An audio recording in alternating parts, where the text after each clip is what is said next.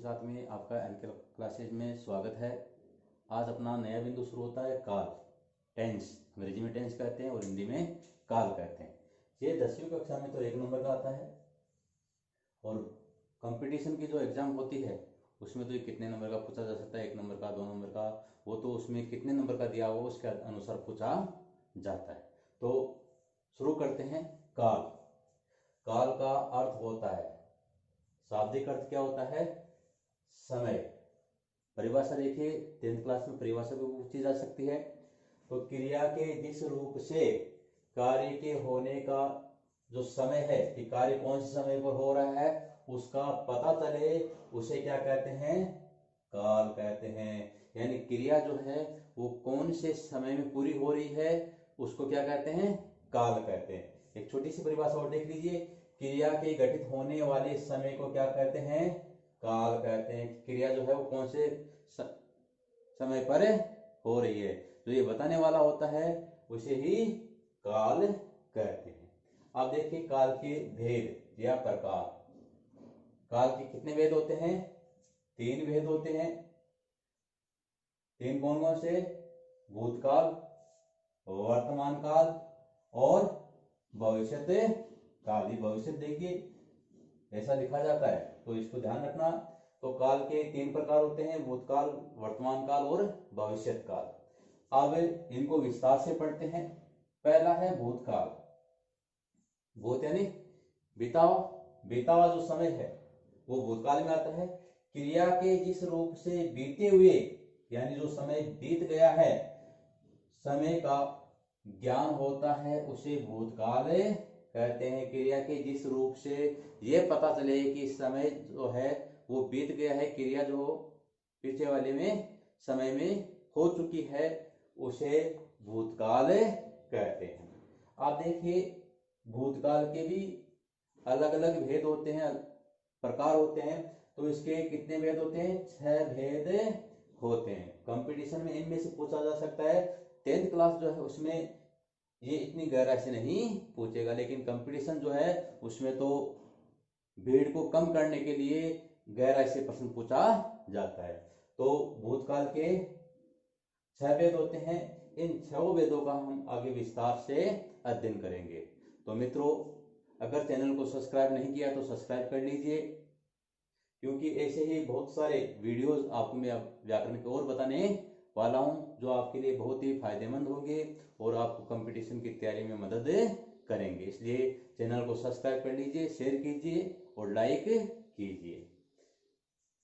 अब देखिए 6 भेद कौन कौन से हैं? सामान्य भूतकाल, आसन भूतकाल, पूर्ण भूतकाल, अपूर्ण भूतकाल, संदिग्ध भूतकाल, हेतु हेतुमत भूतकाल। ये 6 भेद हो गए। इनको अब आगे विस्तार से पढ़ते हैं। पहला देखिए सामान्य भूतकाल।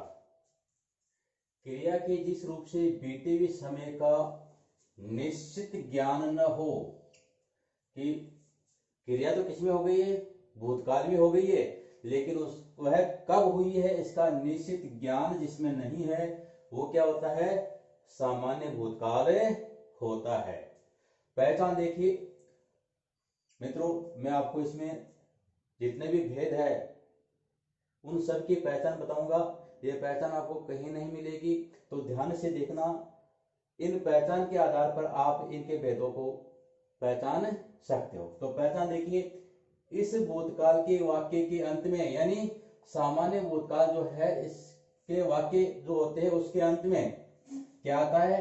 आ, ई, ए की मात्रा आती है।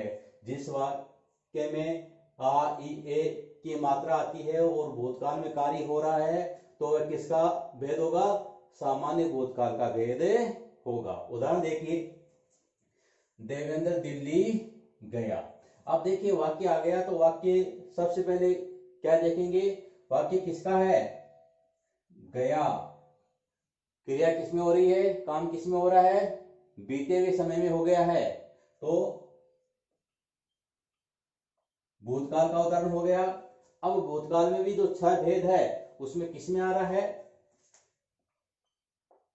आ की मात्रा आ गई है। और निश्चित समय का निश्चित पता नहीं है कि वो दिल्ली कब गया है। आ की मात्रा आ गई तो किसका उदाहरण हो गया, सामान्य भूतकाल का उदाहरण हो गया। अगला देखिए, राधा आई यानी आने का काम हो गया है, भूतकाल में आ गई। अब ई की मात्रा आ गई तो सामान्य भूतकाल का उदाहरण हो गया। राम ने अपना काम पूरा कर लिया, भूतकाल का वाक्य है। भूतकाल में भी वाक्य के अंत में क्या आया है, आ की मात्रा आई है। इसका मतलब ही किसका उदाहरण हो गया, सामान्य भूतकाल का उदाहरण हो गया। दूसरा भेद देखिए भूतकाल का, आसन भूतकाल। आसन का अर्थ होता है निकट, पास में। जहां पर कोई कार्य अभी अभी हुआ हो, यानी कार्य किसमें हुआ है, भूतकाल में हुआ है और अभी अभी हुआ है, उसे आसन भूतकाल कहते हैं। पहचान देखिए, इसमें वाक्यों के अंत में, यानी आसन भूतकाल जो है, इसके जो वाक्य होते हैं उन वाक्यों के अंत में आ है, ई है, ए है आते हैं।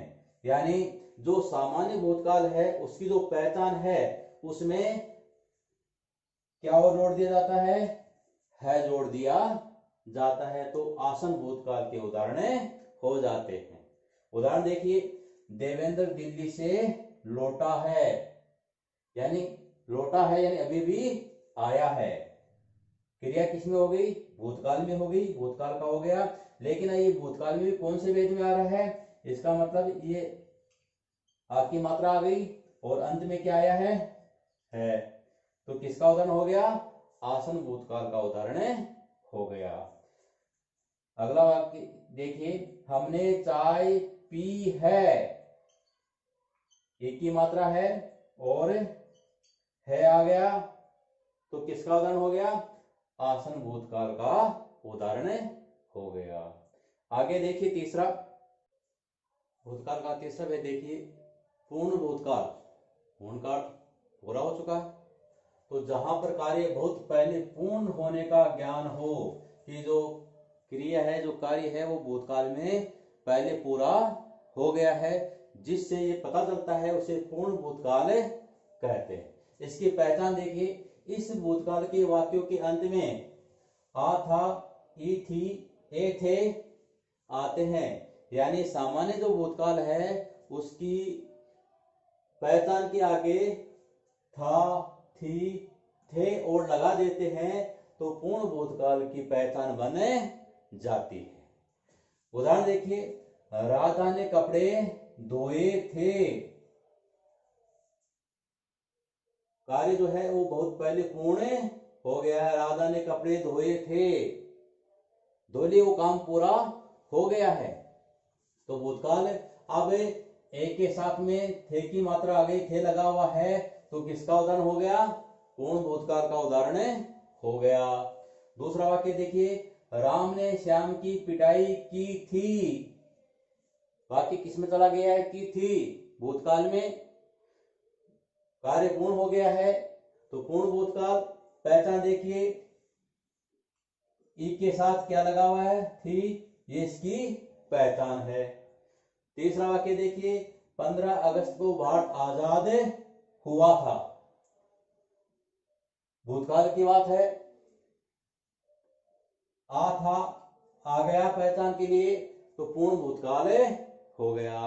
तो आप ये पहचान चित्र से याद रखना, इस पहचान से ही आप जो ये उपभेद है इनकी पहचान कर सकते हो। चौथा देखिए, अपूर्ण भूतकाल। अपूर्ण यानी जो पूरा नहीं हुआ है, कार्य तो किसमें हो रहा है, भूतकाल में हो रहा है, लेकिन वो अभी पूरा हुआ है या नहीं हुआ है इसका पता नहीं हो। परिभाषा देखिए, अपूर्ण का अर्थ होता है अधूरा। क्रिया के जिस रूप से ये संकेत मिले कि क्रिया तो भूतकाल में ही हो रही थी, क्रिया तो भूतकाल की थी, लेकिन वह पूरी हो गई या नहीं इसका पता न चले, उसे अपूर्ण भूतकाल कहते हैं। क्रिया तो भूतकाल में हो रही थी लेकिन वह क्रिया पूरी हो गई है या नहीं हुई है इसका पता न चले, उसे अपूर्ण भूतकाल कहते हैं। पहचान देखिए, इस भूतकाल के वाक्यों के अंत में रहा था, रही थी, रहे थे और ता, ती, ते के साथ में था लगा हुआ होता है। जिसमें वाक्य के अंत में ये चीजें आती है वह अपूर्ण भूतकाल का उदाहरण होता है।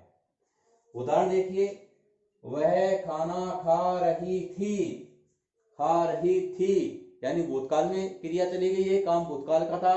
अब उसने खा लिया है या अभी भी वो खा रही है इसका पता नहीं है। क्रिया हो तो रही थी भूतकाल में, लेकिन वो पूरी हो गई है या नहीं हुई है इसका पता नहीं चल रहा है। और वाक्य के अंत में क्या आ रहा है, रही थी, तो किसका उदाहरण हो गया, अपूर्ण भूतकाल का उदाहरण हो गया। दूसरा उदाहरण देखिए, बच्चे विद्यालय से घर जा रहे थे, क्रिया भूतकाल की है, जा रहे थे, अब वो चले गए, जा रहे हैं, ये अभी पूरा ज्ञात नहीं है, तो वहां पर अपूर्ण भूतकाल हो गया। और अंत में रहे थे आगे, तो अपूर्ण भूतकाल की पहचान है, तो किसका उदाहरण हो गया, अपूर्ण भूतकाल का उदाहरण हो गया। अब आगे देखिए 5, संदिग्ध भूतकाल। संदिग्ध का अर्थ क्या होता है, संदेहास्पद, जिस पर संदेह हो। संदिग्ध का अर्थ है संदेहास्पद यानी जिस पर क्या हो, संदेह हो। क्रिया के जिस रूप से भूतकाल में कार्य के पूर्ण होने या न होने में संदेह होता है कि क्रिया हुई है या नहीं हुई है, भूतकाल में कोई कार्य हुआ है या नहीं हुआ है, इसमें संदेह जहां पर होता है वहां पर संदिग्ध भूतकाल होता है। पहचान देखिए, इस भूतकाल में वाक्यों के अंत में आ होगा, ई होगी, ए होंगे आते हैं।